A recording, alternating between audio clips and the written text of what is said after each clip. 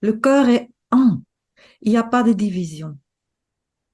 Et c'est ce goût d'union, hein, que tout est un, qui donne cette sensation d'amour, cette joie, cette paix profonde d'être unis. Rien est séparé. Rien est une erreur. Rien est autre.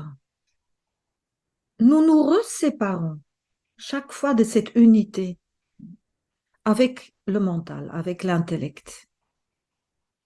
Quand nous pensons à quelque chose,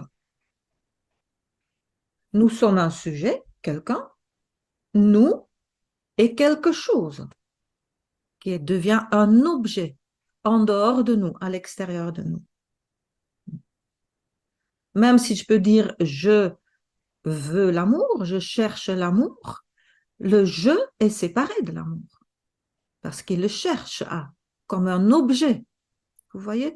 Donc on est toujours dans cette dialectique, dans cette danse entre un sujet avec un objet et un vouloir de connaître cet objet. On peut dire qu'il y a un connaisseur, un objet connu et l'acte de connaître, comme trois choses différentes dans lesquelles nous bougeons tout le temps. Moi et un état, moi et un envie, moi et un désir, moi et quelque chose, hein, et qui veut me relier, me connaître cette chose-là. Et c'est justement cette séparation qui fait que nous créons une division dans laquelle après nous souffrons de cette division. C'est bien dit dans un petit poème de Rumi. Rumi dit les hommes sont comme des papillons, c'est-à-dire, pas toujours, mais dans l'image, imaginons que trois papillons s'approchent d'une flamme. Le premier papillon dit, ah, je sais ce que c'est l'amour. Je connais l'amour. Le deuxième papillon s'approche plus de la flamme et brûle son aile.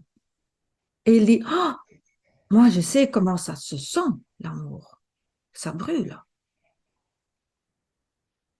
Le troisième papillon saute dans la flamme et se consume. L'image est forte.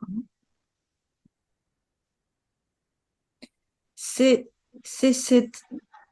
Le troisième, il plonge dedans.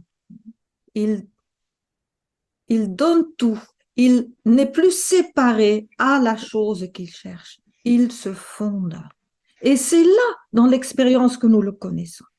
C'est là que l'état d'amour s'ouvre. C'est là l'état de paix s'ouvre. Quand ce n'est plus un concept dans ma tête que je cherche, mais une expérience. Parce que je me fonde dedans.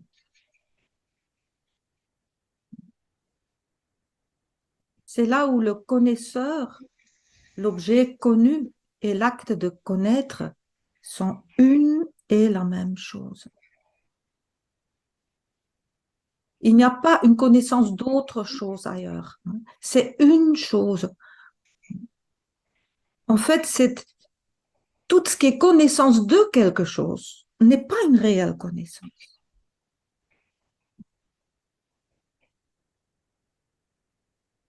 C'est dans la pure existence qu'il y a la pure connaissance, pur être. C'est un savoir direct, on peut dire. C'est un savoir d'exister. On connaît toutes choses.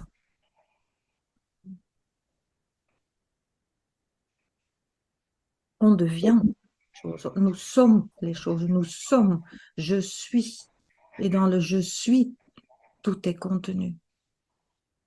Et dans des périodes lourdes, challengeantes, défiantes, comme dans les temps actuels, c'est difficile de garder cet espace toujours ouvert, hein. C'est plus difficile dans le sens que chaque émotion forte, chaque état nous recontracte dans quelqu'un qui a une émotion, qui vit ceci ou cela.